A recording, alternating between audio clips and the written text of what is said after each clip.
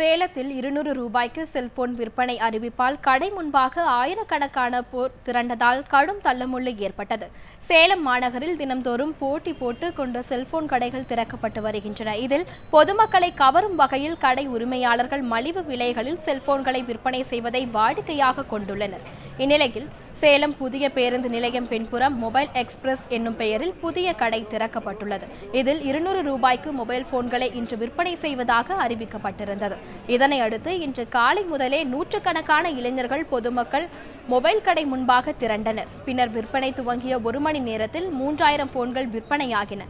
இதனிடையே கடையின் திறப்பு விழா சலுகையாக லாபத்தை கருத்தில் கொள்ளாமல் பொதுமக்கள் மகிழ்ச்சிக்காக 200 ரூபாய் விலையில் மொபைல் போன்களை விற்றதாக உரிமையாளர்கள் தெரிவித்தனர்.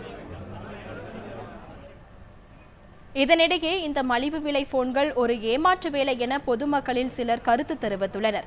இருப்பினும் தங்களுக்கு 200 ரூபாய்க்கு போன்கள் கிடைத்ததால் அதன் தரம் பற்றி யோசிக்காமல் ஏராளமானோர் ஆர்வமுடன் வாங்கி சென்றனர்.